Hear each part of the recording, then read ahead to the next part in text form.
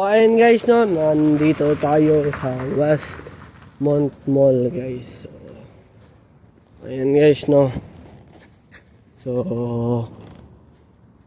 may sipi dito guys. Sipi ba yan? Hindi ko alam. So, may dolarama din dito guys, no.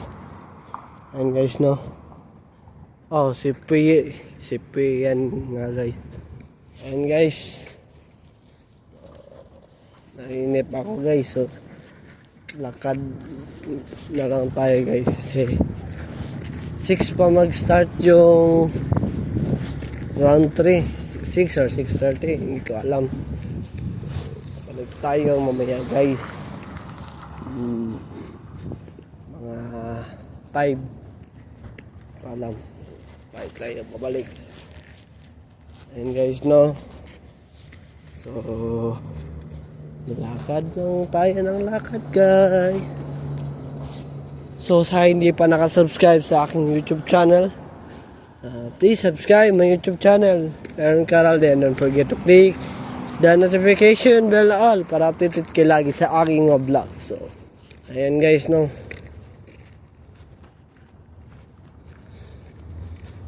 So ayan guys. So, nandito tayo sa church. So, alis up. Pagkainan yan guys. Hindi yan simbahan guys. So, church lang yung nakalakad. So, are open guys. Open sila. So, katabi niyan ay Michael's at Edo Japan guys, no. So, makalat dito guys, no. Mas makalat pa ito sa Pilipinas.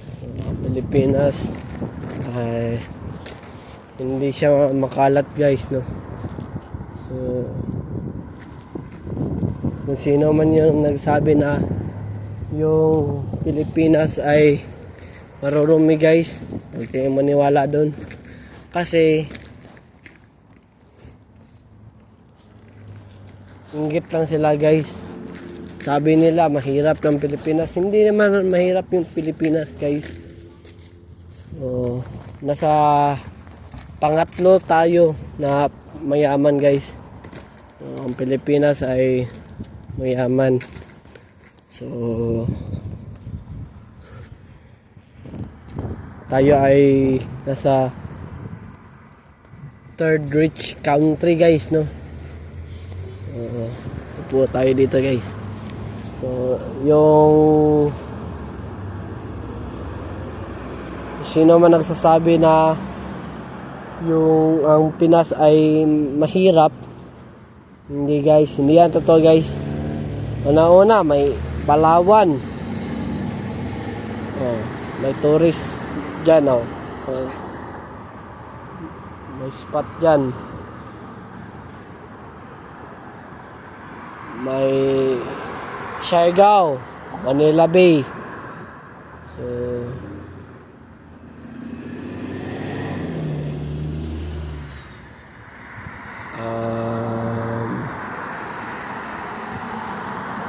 ano pa, Camiguin, Baguio, so Bohol, Boracay. So ayan guys, no. Hindi mahirap yung Pilipinas guys. So wag kayong ano dyan.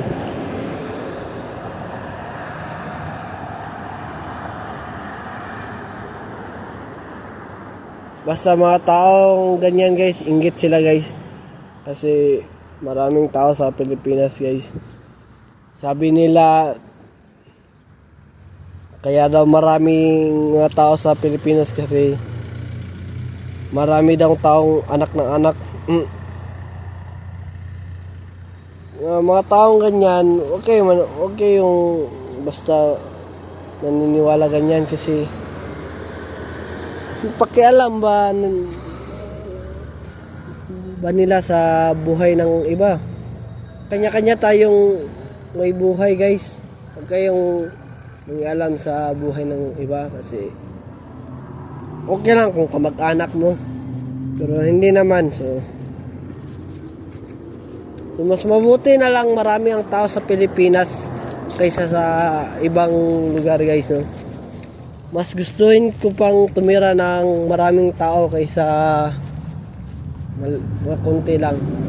Mas maraming ang alam nyo, mga taong nag-abroad,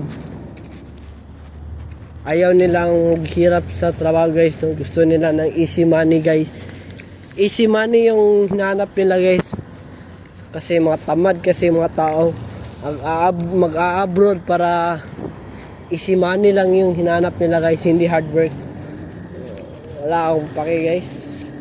Ako gusto ko talaga hard work guys. So gusto ko sa Pilipinas magtrabaho. Paano mo matatawag na hard work yan kung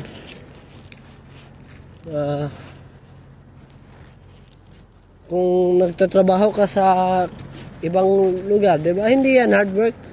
Easy money lang yan. Kasi mga tao mukhang pera kasi. Mga ibang tao mukhang pera. Tinatanggol ko talaga yung Pilipinas guys. Kasi yung Pilipinas mayaman guys. Yung mga tao lang ayaw ng ganyang pera guys. Gusto nila yung malakihan agad ng sahod. Gusto nila ganito yung sahod guys, malaki guys. So wag na lang kayo magtrabaho kung easy money na lang yung gusto nyo. Kasi sa trabaho normal, mag-apply ka sa trabaho normal, mababa pa yung sahod mo. Hindi naman na agad na pagpasok mo sa trabaho malaki na agad yung sahod mo. Hindi guys, by level kasi yan guys. Level 1 guys, maliit pa guys, normal lang yan guys. So hanggang mag level 10 guys, adjust lang yung presyo guys ng sahod mo guys, no? Yung pera guys. So mga taong nasa abroad, easy money lang yung hanap, walang hard work guys. Ang totoong hardworking guys, yung nagtitiis ka sa hirap. Kasi challenging kasi yan guys. Nagtitiis ka na kahit kunti lang yung sahod mo, at least na-challenge ka guys, no? Hindi katulad ng iba na easy money lang yung hanap nila, hindi hard work. So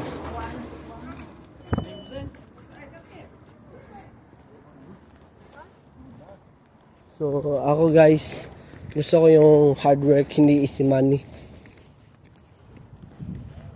Sabi nga ng iba dyan, kung gusto mong yumaman agad, pumunta ka sa abroad. Mali. Kung gusto mo yumaman, magsumikap ka sa trabaho, hindi aasa ka sa malaking sahod, no? So yan kasi mukhang pera mga tao, mukhang pera. Ayaw nila ng challenge na trabaho guys. Normal, mahirap ng trabaho guys. Wala namang trabaho na madali guys. Kahit nga sa yung janitor guys, hindi madali yung janitor guys. Alam mo yung janitor, marami ka ring lilinisin guys.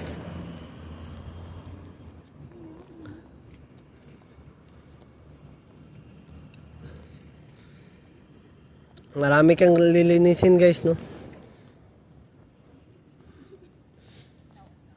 So sabi kasi ng mga huwag kayong titira sa Pilipinas, malulugi kayo. Hindi guys. Ako guys, pinagtanggol ko talaga yung Pilipinas kasi diyan ako lumaki guys. Kontento lang naman ako sa konti yung sahod guys. Kontento lang yung sahod ko kahit sa Pilipinas, minimum lang yung sahod. Okay lang yan guys. Hindi naman agad na makakasahod ka ng malaki guys. Ayan guys, no, mga taong ganyang ugali guys, baguhin nyo yung ugali nyo guys. Huwag kayong mukhang pera guys. So ayan guys, no.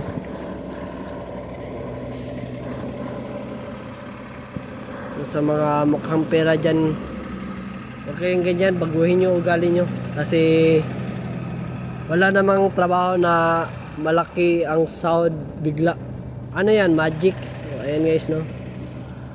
Shout out sa mga mukhang pera dyan guys, na gusto yung easy money, hindi hard work ang hanap nila.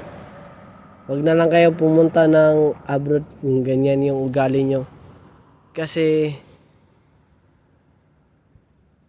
hindi ka aasenso yan guys kapag gusto mo ng easy money na mag-abroad ka sa ibang bansa. So mali yan guys. Baguhin nyo ugali nyo guys.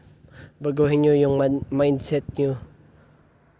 So, maging mature tayo guys, hindi immature. Kasi yung mga ugaling ganyan, immature dyan guys. Yung mukhang pera. Yung gusto madali agad yung kikitain sa pag-abroad. Gusto nila magtrabaho sa fast food. Gusto nila malaki agad yung sahod, no? So, mali yan guys. So, ayan muna ngayon guys. Dito muna matatapos yung vlog natin guys. Please subscribe my YouTube channel, Aaron Caralde, and don't forget to click the notification bell na all para updated kayo lagi sa aking mga vlog. So, ayan muna ngayon guys. Have a wonderful day and have a nice day. See ya. Bye-bye. See you for my next vlog. May kasabihan tayo, bato-bato sa langit, ang matamaan ay huwag magalit. Bye-bye.